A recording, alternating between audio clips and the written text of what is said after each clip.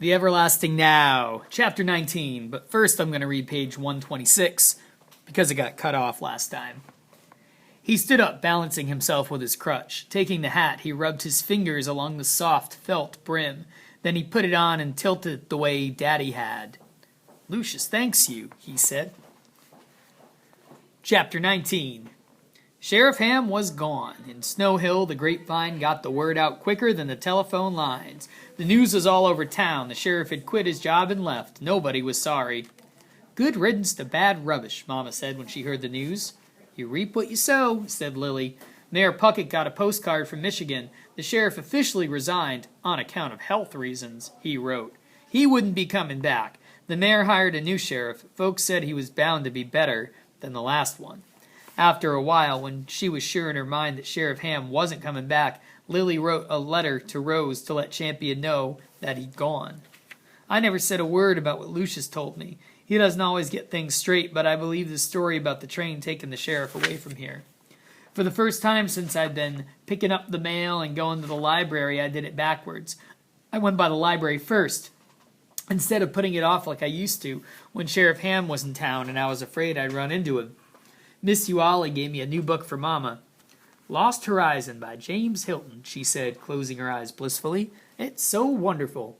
Aha, I thought, Miss Uali reads the books first, just like Mr. Bartram reads postcards before he gives them to you. Then I went to the post office. I was hoping for a postcard from Champion, but I didn't get one. When I looked through the mail, the only card was for Mama. A plant nursery in Evergreen was closing. Something else gone because of the Depression, said Mr. Bartram. By the way, brother, speaking of things gone, what happened to your hat? I hardly recognize you with hair. The hat's gone, I said. Been to the courthouse lately? He asked. They're getting a new mural. It's not about cotton, is it? Nope, looks like it's going to be a good one, real lifelike. Footsteps sounded behind me. Tippy-tappy, tippy-tap. Miss Edna Earle was on the prowl. You might want to hurry on over and take a look, he said. Thank you, sir, I said, making my escape.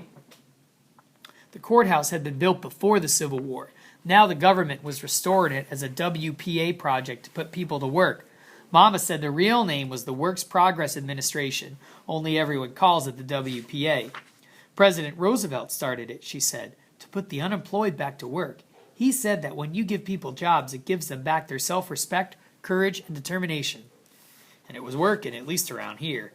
At the courthouse, workmen climbed over scaffolding that had been placed against the crumbling brick walls. Some were spreading new mortar to bind old bricks, and others worked at moving supplies and tools.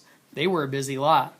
In the cool vaulted lobby, marble columns rose to the second floor, their tops lost in shadow. There was a musty smell of old books and the keen-edged odor of turpentine.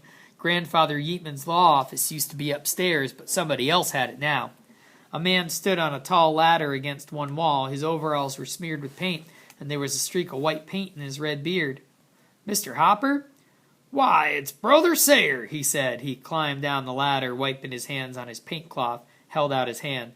It's good to see you, he said. As you can tell, I got a job as an artist with the government. It sure saved my bacon.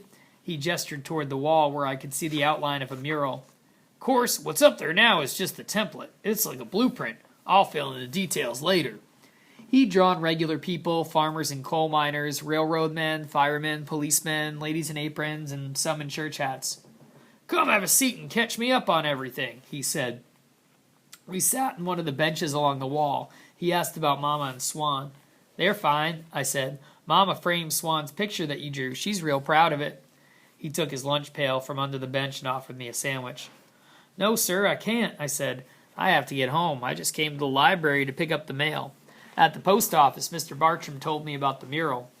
I've been traveling this land to get ready to paint, he said. In West Virginia, I went down into a coal mine to see what it's like. The only way to tell between fair air and foul is if the canary dies. It's a hard way to make a living. He poured tea from his thermos, then took a swallow. I'd pick fruit down in Florida, and that was bad, too. They put you in shacks so rotten you'd be better off outside except for rain. The mosquitoes get you anyway. I was enjoying his stories when something happened. The tippy-tapping of heels clacked on the marble floor. Twice in one day was too much for me. Mr. Hopper, if I was you, I'd get back up the ladder. Miss Edna Earle's going to want you to board with her, now that you've got a job. But she got to us before he could get away. "Well, James," she said to me, "I hope you're not trying to get this gentleman to come board at your house." "I've been to his house, ma'am," said Mr. Hopper. "Oh," she said, "it was my understanding that you've just come to town. Did you stay with the Sayers before?" "No, ma'am. When I was here before, I was a hobo. I was hungry and they fed me." Her jaw dropped and she gave me a dirty look. "Well, I never," she said and flounced off. Tippy-tappy, tippy-tap, tippy-tap. Mr. Hopper closed his lunch pail and set it back onto the bench. "That's payback for the blackberry pie and your mama's kindness," he said. When I got home, I told Mama about him maybe needing a room. "But he didn't ask," I said. "It made me feel good to think about him getting the best of Miss Edna Earle." "We're pretty full up," said Mama, "but you could give up your room and share with Swan."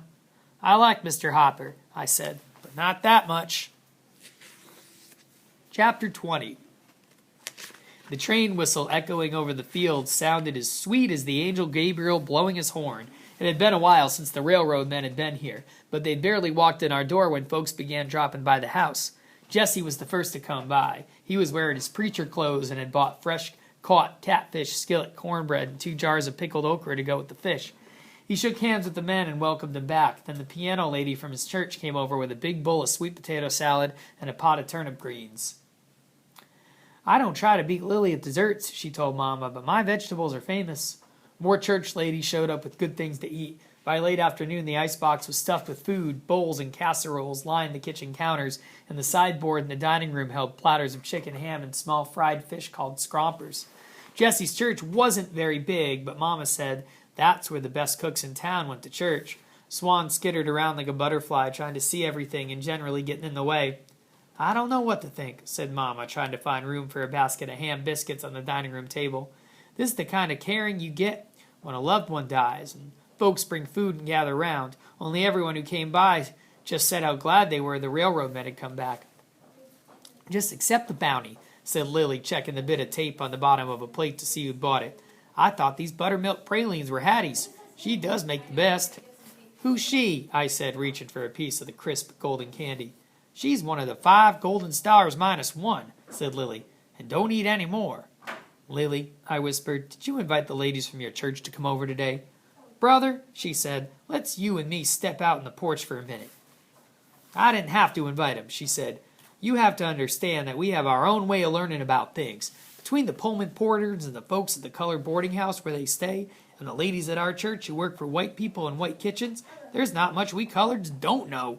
We got a grapevine that's a heap better than the telephone lines." Lily knew. She knew how the sheriff had disappeared, and a lot of folks in the black community knew as well, but it would be a well-kept secret. "Brother," she said, giving me a hawk look, "you best stay honest, 'cause everything you're thinking shows on your face." Mama called and invited the Holmans for supper. Mr. Holman offered to pick up Miss Eualy. That night's supper was the biggest and the best we've ever had at our house. It was like a celebration. In the early morning, Dusty was working on the Maxwell. I was sitting on the running board watching him. "This car's held together with spit and baling wire," he said. He thwacked the radiator lightly and adjusted the wires leading from the distributor. Then, like a master craftsman, he finished up by polishing the engine with a soft rag. "Okay," he said, "now try her, brother." I climbed into the driver's seat and turned on the engine. The car shuddered slightly, gave a little cough, and began to purr like a kitten. "You did it," I said. "I'm going to ask Mama if I could take it down the drive." "Maybe next time." The answer was no. "Maybe next time," said Dusty. "Maybe," I said, but I didn't hold out much hope. I probably wouldn't get to drive the car till I was 20 years old or more. By then, the dang thing might be up on blocks. "How about if we take her out for a spin?" Dusty offered, "just to be sure she's running okay." I climbed into the passenger seat. Swan came out and jumped down the front steps. "Wait for me," she called. "I want to go where you're going." As we drove past the Holman's dairy, Swan called from the open window, "Thank you, Mr. Holman, for Judge Tarzan." "You surely got a fine cat," said Dusty. We passed the sharecroppers' houses, old shanties sitting out in the fields. In the baked earth yard at one house, 2 little boys were rolling around in the dirt. "Don't they have any toys?" Swan asked as we went by. The other houses looked empty, but it was hard to tell unless there was washing on the lines. Seems like they didn't ever hang curtains on the windows. At Sammy's old house, the front door was half open. Hanging on its hinges, I could tell it was empty. "Mr. Holman said they left in the middle of the night," I said. soon after he found that still in the woods. "Is that a fact?" said Dusty. "I don't expect anyone will miss him." "I expect not," I said, "except for Sammy." In August, the season was about over. They'd probably move to another house for another season. I was sorry about Sammy leaving, but I sure was glad I didn't have to think about that mean, skinny old man anymore. On Sunday afternoon, the railroad men and I were sitting on the front porch after dinner. Captain Wooten was asleep in a rocking chair, and Dusty dozed behind the funny papers. Mr. Edwards was the only one awake, except me. He was reading the sports pages of the St. Louis Dispatch that the captain had saved for us. "Listen to this, brother," he said. "Joe Louis and his softball team, the Brown Bombers, plan a special railroad trip to the South. Louis has requested a special car to be added to the train for his team." "I thought I knew all about Joe Louis," I said, "but I didn't know he had a softball team." "Yep," said Mr. Edwards. "There's 22-member team made up of Joe's friends, like most coloreds. They were out of work, even in Detroit." 22 members, I said. "Guess they were lucky."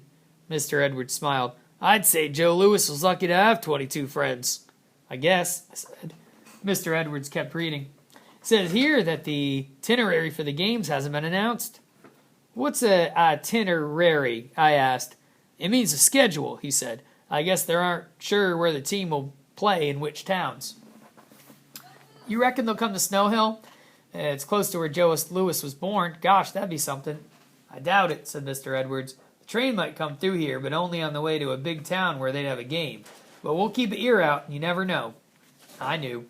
There wasn't a chance. I wished he hadn't even told me about it.